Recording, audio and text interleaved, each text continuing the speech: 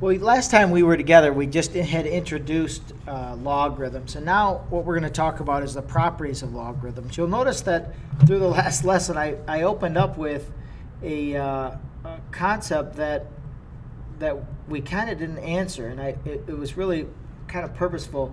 We're still looking at how to answer this question: 3 to the x equals 10.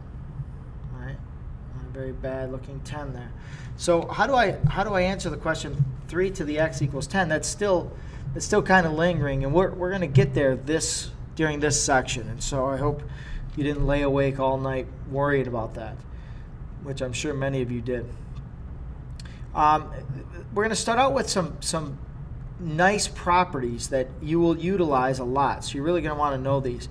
When we talk about the log base b of m times n, that's really an addition. And if you think about it, if you think about how exponents work, logs really use all the same rules as exponents. So when we talk about how exponents work, we really are talking about how, they really are affected by things like, 2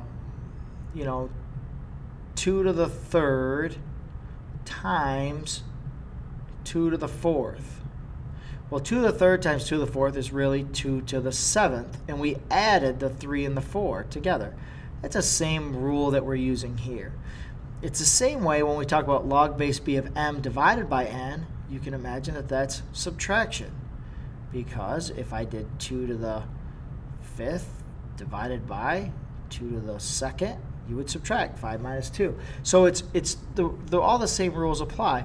Now I know, hopefully you can look now at this one and say, oh, well then if that's to the power of n, then that's really multiply.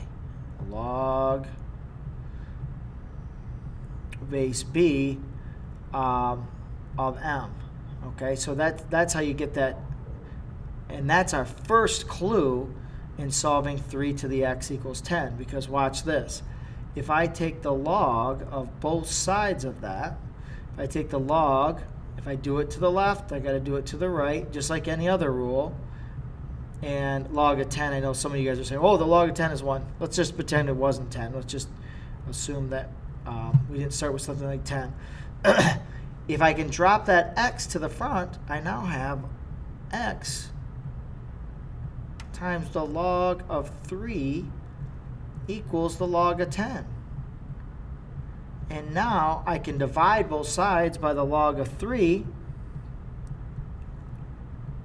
and I have the log of 10 divided by the log of 3 equals x. And if I do that on my calculator, move some of this stuff out of the way. If I do that on my calculator, I will be able to find the answer. So I go log of 10 divided by the log of 3. A little extra parenthesization there. And if I do that, I get 2.09. So 3 to the, and if I just grab that answer, I grab the whole answer there, enter, I'll get 10. So that's how I solve for that thing that I didn't have the ability to solve for before. And so that was my first entry into that. Let's take a look. They're going to show you a change of base formula later on that's going to help you get to that point. But let's take a look at example 1 here. So in example 1, they're going to give you these things, and they're going to assume you don't know how to do that yet. So we'll just play along for a while. Log base 5 of 4 is this, and log base 5 of 9 is this, and so how would I solve such a thing? Well, the log base 5 of 4 minus the log base 5 of 9. So basically this number minus this number is how you're going to do that. So 0.861 minus 1.365 is whatever your calculator says it is, and we'll just trust and believe that you can do that.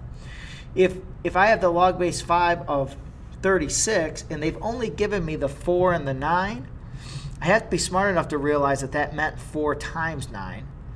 And if I had 4 times 9, if I remember back to my rules, that meant we're going to add these things now. And you just take the 0.861 and you add it to 1.365. And when you add 0.861, you get something like, I don't know, 2.226 or I don't know, something like that. I'm sure you guys can do that. And 81. Well, 4 has nothing to do with 81, but 81 is 9 squared. Okay? So if I do 2 times the log base 5 of 9, if I do 2 times the log base 5 of 9, that's 2 times 1.365, which is like 2.73 or something. You guys go ahead and take a look at 1 and take a look at 2. Take just a moment to do that. All right, log base 3 of 4. Hopefully you notice that 4 is 2 squared. And so you did 2 times the log base 3 of 2. So that's 2 squared. And so 2 times that thing was, I don't know, 1.26 or something like that. And 16, well, that's 2 times 8. So this is really the log base 3 of 2 times 8, which is the log base 3 of 2 plus the log base 3 of 8. If you add those two numbers together, 2.5237. 2.5237. 2.5237, whatever your calculator tells you. But that's how you do those, and they're pretty simple. You'll have them in your homework assignment, several of them. Make sure you're aware and you know how to do those. All right, example 2 here.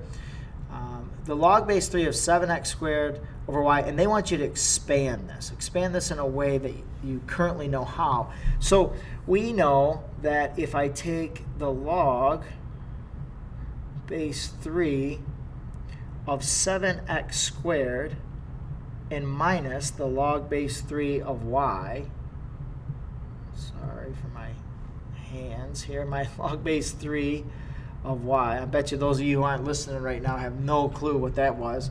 And right now you have to turn up the volume. That's good. Now, the one thing, this is the tricky part right here, and I want you to be careful. The log base 3 of 7x squared. Well, see, the squared goes with the x, and the 1, there's a 1 here for the 7. So really, that's going to be the log base 3 of 7 plus the log base 3 of x squared minus the log base 3 of y. Minus log base 3 of y. Okay. Now, that looks good. That looks good, but this 2 could drop out front. So I end up with the log base 3 of 7 plus 2 times the log base 3 of x minus the log base 3 of y. And so if you have all those expanded correctly, that's exactly what it would look like.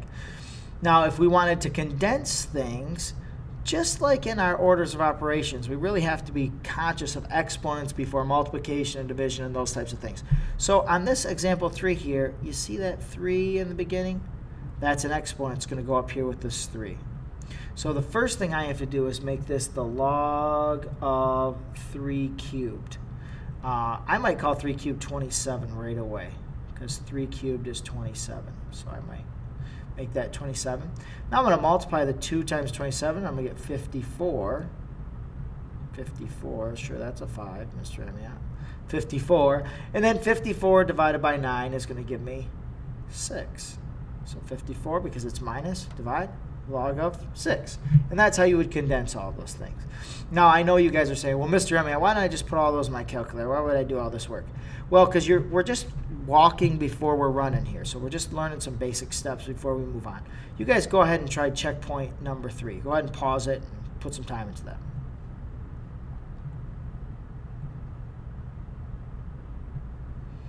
All right, let's take a look.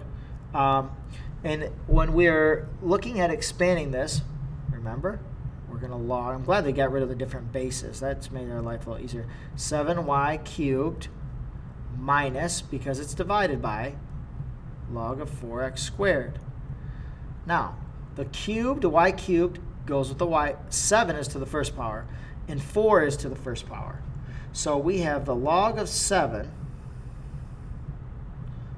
plus, and then I'm going to drop the 3 out front, the log of y, 3 times the log of y, minus the log of 4, and then I'm going to drop the 2 out front here, plus the log of, and I'm going to show you the biggest mistake everybody makes, the log of x. And so you think that looks like a really good answer. The problem is, remember, in the beginning, it was 7y cubed divided by the whole thing, 4x squared. And that x squared was on the bottom.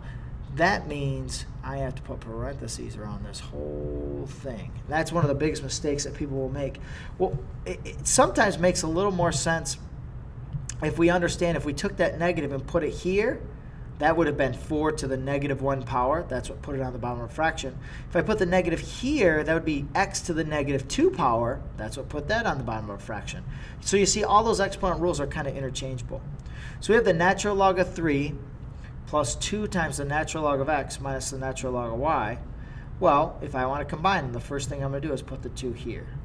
And so I'm going to do the natural log of 3 plus the natural log of x squared minus the natural log of y.